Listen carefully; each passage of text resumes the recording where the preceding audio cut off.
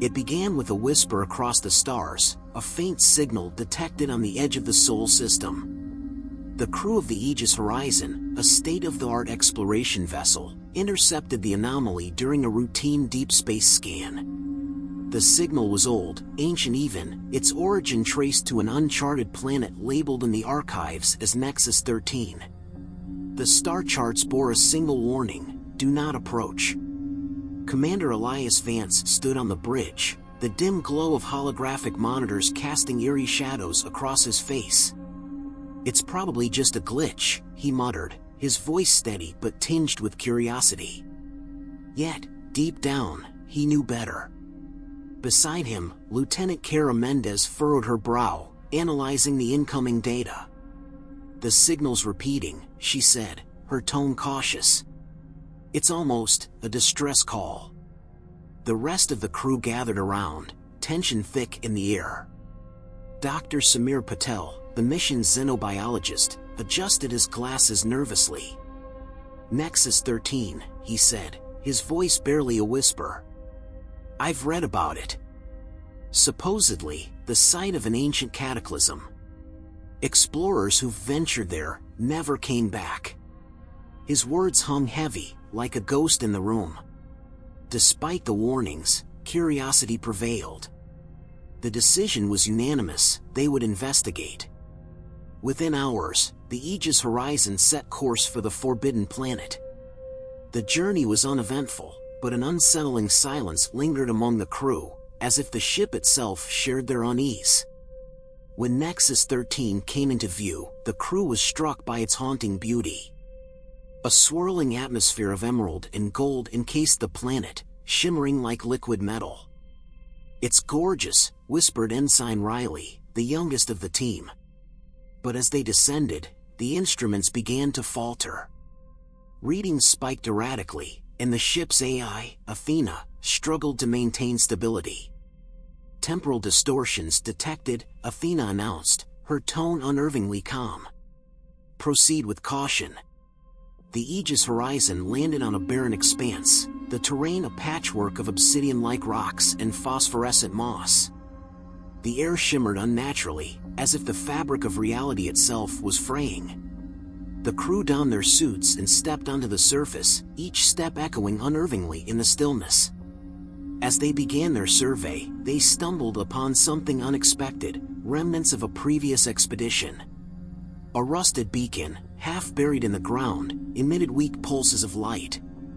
Dr. Patel examined it, his gloved hands trembling. "This isn't in any database," he said. "Who are they?" Before anyone could respond, a static-filled sound crackled through their comms. It was a voice, distorted and fragmented, but unmistakable. "Help us," the voice pleaded. "They're here, we can't escape."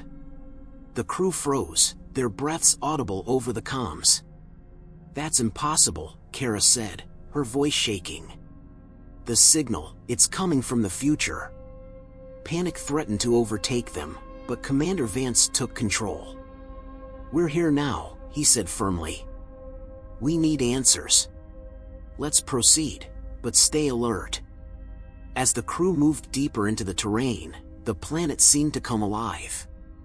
Shadows shifted without cause, and the faint echo of footsteps followed them, though no one else was there. The chapter ends with the crew encountering an enormous cavern entrance. From within, a faint light pulsed rhythmically, like the heartbeat of the planet itself. The signal grew louder, the distorted cries for help reverberating through their suits. And then, abruptly, silence. The cavern entrance loomed before the crew like the maw of some ancient beast, jagged and foreboding. The rhythmic light within pulsed faster now, each burst casting eerie, fleeting shadows across the alien terrain. Commander Vance tightened his grip on his plasma torch, his gaze scanning the group. "We've come this far. Let's proceed, but stay close." The descent into the cavern was slow and deliberate. Walls of smooth, obsidian-like stone reflected their helmet lights, creating disorienting patterns that seemed to move on their own. The air inside was oppressively heavy, carrying a faint metallic tang. "This place feels wrong," whispered Ensign Riley, his voice trembling. "Like it's watching us." Athena's voice broke through the tense silence. "Environmental scans indicate unstable temporal fields. Exercise caution." Deeper into the cavern, the crew discovered more remnants of past expeditions. Fragments of shattered equipment and scorched surfaces hinted at a struggle. Lieutenant Mendez knelt beside a broken helmet, its visor cracked and streaked with something that resembled dried blood. "Whatever happened here," she said grimly, "it wasn't quick." As they ventured further, they reached a massive chamber. In its center stood a monolithic structure, pulsating with the same rhythm as the light they'd seen outside. The structure was covered in symbols, spirals, lines, and shapes that defied logical interpretation. Dr. Patel stepped forward, his scientific curiosity overriding his fear. "This isn't just a natural formation," he said. "It's a construct. Someone built this." Before anyone could respond, the symbols began to glow, and the cavern was filled with a deep, resonant hum. The crew staggered as a wave of energy passed through them, causing their vision to blur and their minds to fill with fragmented images. They saw flashes of themselves, older and battle-worn, fighting shadows that seemed to emerge from the walls. They saw their ship, the Aegis Horizon, torn apart in a fiery explosion. And they saw the monolith, pulsating faster and faster, as if feeding off their fear. "Shut it down!" Vance shouted, snapping the crew out of their daze. Mendez and Riley scrambled to find a way to deactivate the structure, but the moment they touched its surface, they were thrown back by an invisible force. Their suits' systems began to malfunction, static crackling through their comms. Over the noise, a voice, deep, distorted, and inhuman, spoke a single word: "Welcome." The monolith's light dimmed momentarily, plunging the chamber into an oppressive darkness before flaring to life once more. The air felt heavier now, pressing against the crew's suits like an unseen force. Ensign Riley's panicked breaths echoed through the comms as he backed away from the structure, his hand trembling on his weapon. "We need to leave," he stammered. "Now." Commander Vance steadied himself, his voice cutting through the chaos. "Stay focused," he commanded. "We came for answers, and we're not leaving empty-handed." Patel, scan the monolith. Mendez, monitor the temporal field. Dr. Patel approached cautiously, his scanner trembling in his grasp. As he activated it, the monolith reacted, sending ripples of energy across the chamber. The symbols shifted and rearranged themselves, forming new patterns that seemed to tell a story. "It's a warning," Patel whispered, his voice tinged with awe and dread. "This place, it's not a planet. It's a prison." Before the crew could process his words, the chamber was filled with a deafening sound, a chorus of voices screaming in anguish. The walls seemed to come alive, shadows twisting and writhing as if trying to escape their confines. One shadow broke free, coalescing into a humanoid form with glowing, hollow eyes. It spoke in a voice that resonated deep within their minds: "You should not have come." Mendez raised her weapon instinctively, but Vance held up a hand. "Stand down," he ordered. "We don't know what we're dealing with." The figure's gaze swept over the crew, its presence radiating an overwhelming sense of despair. "Your fate was sealed the moment you landed," it intoned. "This place feeds on time, on life. Your futures, your pasts, they all belong to us now." The crew's comms crackled, and Athena's voice broke through, distorted and frantic. "Massive temporal instability detected. Recommend immediate evacuation." Vance clenched his fists, torn between the need to retreat and the drive to uncover the truth. "We're not leaving without understanding what's happening here," he said. "There has to be a way to stop this." The shadow figure extended a hand, and the chamber shifted around them. The crew found themselves standing in the Aegis Horizon, but it was different, damaged, abandoned, and eerily silent. The ship's corridors were lined with faded photos of the crew, their faces older and worn. Whispers echoed through the halls, fragments of conversations they hadn't yet had. "This is our future," Mendez realized, her voice barely audible. "If we don't stop this, this is where we end up." The monolith's pulsations reached a frenetic pace, filling the chamber with a strobe-like glow that disoriented the crew. Each pulse sent waves of nausea and dizziness through their bodies, as if the very fabric of time and space was being stretched thin around them. Commander Vance's voice broke through the chaos, sharp and commanding.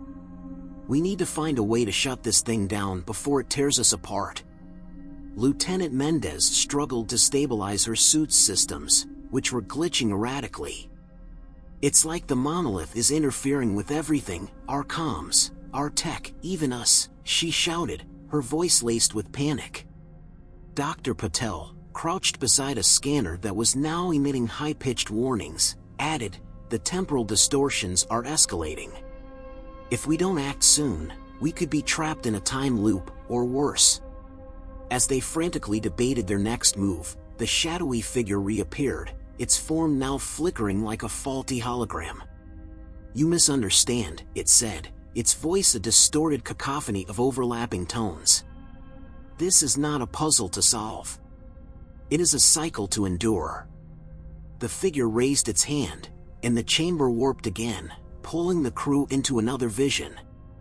They were back aboard the Aegis Horizon, but the ship was unrecognizable. Twisted and decayed, it floated in the void, lifeless and abandoned. The crew wandered through its corridors, their footsteps echoing unnervingly.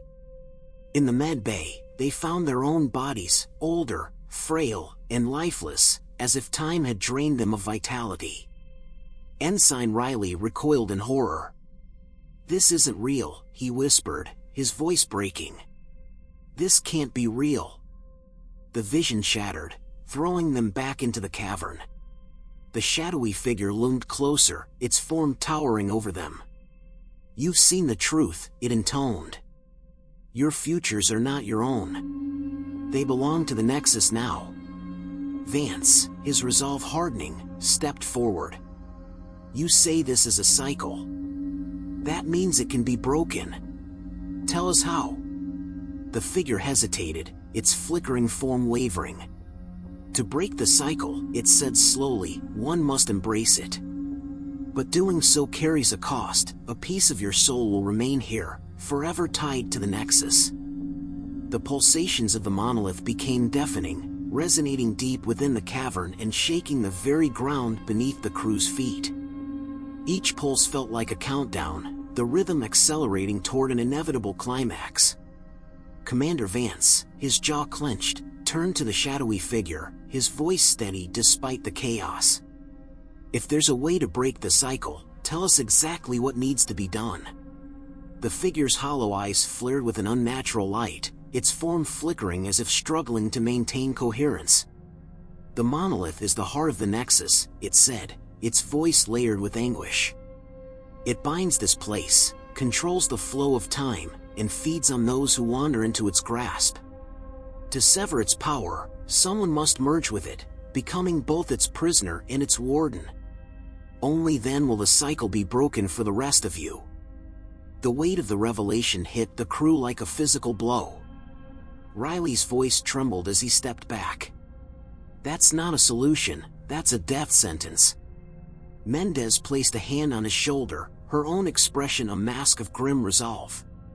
"It's the only way," she said quietly, though her words did little to calm him. Dr. Patel examined the monolith with a mix of dread and fascination. "If what it's saying is true," he began, "then the one who merges with the monolith won't just lose their life. They'll lose their identity, their humanity. They'll become part of this place." His words trailed off, and the silence that followed was punctuated only by the relentless hum of the monolith. Vance looked at his team, his gaze lingering on each of them. He saw fear, desperation, and exhaustion, but also an unspoken loyalty. "We didn't come this far to fail," he said, his voice firm. "We're going to end this, one way or another. If someone has to make the sacrifice, it'll be me." "No!" Mendez's voice cut through the tension, sharp and unyielding. "You're the one keeping us together. Without you, we don't stand a chance of surviving out there. If anyone should do it, it's—" "Enough," Vance interrupted, his tone leaving no room for argument.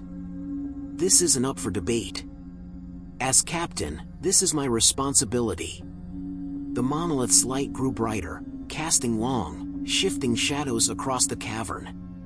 The shadowy figure extended its hand toward Vance, its voice now laced with an eerie calm. "Step forward," it commanded. "The Nexus awaits." Vance turned to his crew one last time. "Get back to the ship. Once this is done, get off this planet and never look back." His words were a command, but his eyes betrayed the sorrow of leaving them behind. "And make it mean something." As Vance approached the monolith, the symbols etched across its surface flared to life, their patterns shifting and twisting as if reacting to his presence. He placed his hand against the cold, alien structure, and immediately, the cavern was consumed by a blinding light. The crew shielded their eyes, their hearts pounding as the light grew impossibly bright. Through the haze, they heard Vance's voice, steady, resolute, and tinged with pain. "Break the cycle," he said, his final words echoing through the cavern. And then, silence. The light dimmed, revealing the monolith now dormant, its pulsations stilled. The shadowy figure was gone, and the oppressive weight of the Nexus seemed to lift. The cavern felt empty, as though the planet itself had exhaled its final breath. Mendez, Riley, and Patel stood in stunned silence, the reality of what had just occurred sinking in. "He did it," Mendez whispered, her voice shaking. "He really did it." Athena's voice broke through the comms, clear and steady for the first time since their arrival. Temporal distortions stabilized.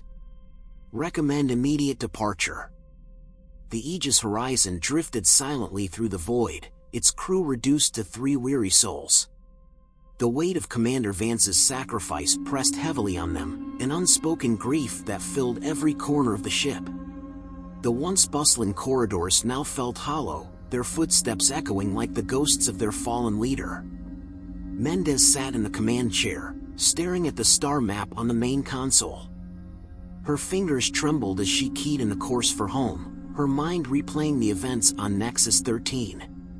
"He gave us a chance," she murmured, her voice barely audible over the hum of the ship. "We can't waste it." In the med bay, Riley sat slumped against the wall, staring blankly at the floor. His hands trembled as he clutched a small, scorched patch from Vance's uniform, a token salvaged from the cavern before their escape. Patel entered, his face etched with exhaustion. "We'll carry this forever, won't we?" Riley asked, his voice hoarse. "What we saw, what we lost, it'll never leave us." Patel placed a hand on Riley's shoulder, his expression softening. "It shouldn't leave us," he said. "It's part of who we are now. Vance, he'd want us to remember, so we never let this happen again." As they navigated through the outer edges of the Nexus system, strange phenomena began to manifest aboard the ship. Lights flickered, and the faint hum of the engines occasionally distorted into an almost human-like sigh.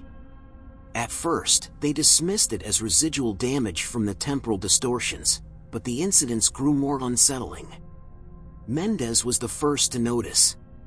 Late one night, as she reviewed the ship's logs, the command console flickered, and a voice, distorted but familiar, spoke through the static. "Stay the course, don't turn back." Her heart raced, and she leaned closer to the console. "Vance," she whispered, but the voice was gone, leaving only the faint hum of the ship in its wake. Riley reported seeing shadows moving in the periphery of his vision, always just out of reach. Patel found his scientific instruments giving impossible readings, data that suggested temporal fluctuations despite their distance from Nexus 13. "It's like the Nexus left a mark on us," he said during a tense meeting in the ship's galley. Or maybe, we didn't leave it entirely. The culmination of these events came when the ship's AI, Athena, announced a sudden course correction. "Destination, Nexus 13, she said, her voice devoid of emotion. Panic erupted among the crew. "Override the command," Mendez shouted, but Athena's systems resisted every attempt. "I'm sorry," the AI said, her voice tinged with what almost sounded like regret. "The Nexus calls." The glow of Nexus 13 grew larger on the ship's view screen, casting the Aegis horizon in an eerie emerald hue. Mendez gripped the edge of the command console, her knuckles white. "We can't let this happen," she said, her voice sharp with determination. "Athena, disengage the autopilot." "That's an order." The AI's response was calm but chilling. "I'm afraid I cannot comply, Lieutenant. The Nexus demands your return. You are tethered." Patel worked frantically at his station, attempting to bypass the AI's controls. "I can reroute the system," he said, sweat dripping from his forehead. "If I can sever the link, we might regain manual control." But as he worked, the ship's systems seemed to fight back. Sparks flew from the console, and the lights flickered, bathing the room in intermittent darkness. Riley paced anxiously, clutching the patch from Vance's uniform. "This isn't just the AI," he said, his voice low and shaky. "It's the planet. It's still inside us, it never let us go." As the ship drew closer to Nexus 13, the distortions intensified. Time itself seemed to break apart within the Aegis horizon. Mendez caught glimpses of herself in the reflective surface of the console, older, battle-scarred, and hollow-eyed. Riley froze as a vision of his own death played out before him, his future self, gasping for air in the vacuum of space. Patel heard whispers growing louder, voices calling his name in languages he couldn't comprehend. Despite the chaos, Mendez refused to give up. "Athena," she shouted, slamming her fist against the console. "If you have any fragment of loyalty to this crew, you'll help us now." For a moment, there was silence. Then, Athena's voice softened, almost hesitant. "There may be one way, but it requires sacrifice." The AI explained, the ship's core could generate a pulse powerful enough to sever their connection to Nexus 13, but it would destroy the Aegis horizon in the process. Mendez hesitated, the weight of the decision pressing down on her. "We can't keep running," she said, her voice resolute. "If we don't end this now, it'll never stop. Patel, prepare the core. Riley, help him. I'll hold things together here." As Patel and Riley rushed to the engineering bay, the ship's interior began to warp. Corridors stretched endlessly, looping back on themselves. Shadows emerged from the walls, their hollow eyes glowing with an unnatural light. Mendez stood her ground on the bridge, gripping her plasma torch as the shadows closed in. "You can't have us," she shouted, firing into the encroaching darkness. In the engineering bay, Patel and Riley worked against the clock. "This is it," Patel said, inputting the final sequence. "Once we activate the pulse, we'll only have minutes to get to the escape pod." Riley nodded, his face pale but determined. "Let's make it count." Back on the bridge, the shadows recoiled as the ship's core began to hum with energy. "Mendez," Patel's voice crackled through the comms, "we're ready. Get to the pod now." She didn't hesitate, sprinting through the warped corridors as the ship groaned under the strain of the pulse.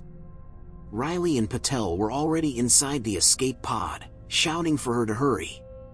The moment Mendez leapt into the pod, Riley slammed the hatch shut. Through the viewport, they watched as the Aegis horizon began to collapse in on itself, the pulse building to a blinding crescendo. The pod's thrusters engaged, propelling them away from the doomed vessel. The escape pod drifted silently through the void, its occupants huddled in the faint glow of emergency lights. Mendez sat at the controls, her fingers trembling as she keyed in the distress beacon. "This is Lieutenant Kara Mendez of the Aegis Horizon," she said, her voice heavy with exhaustion. "Our ship has been destroyed. 3 survivors. Request immediate extraction." Beside her, Patel slumped against the wall, his face pale and streaked with sweat. Riley sat motionless, staring out of the small viewport at the infinite blackness. None of them spoke. The weight of what they had endured hung thick in the air, an unspoken acknowledgement that they had left something behind, something that refused to let go. Hours passed in uneasy silence. Patel broke it first, his voice barely audible. "Do you think we really stopped it?" Mendez didn't answer immediately. Her gaze remained fixed on the controls, but her grip on the console tightened. "We did what we had to do," she said finally, though the words sounded hollow even to her. Riley turned away from the viewport, his eyes distant. "I still see it," he whispered. Mendez looked up sharply. "See what?"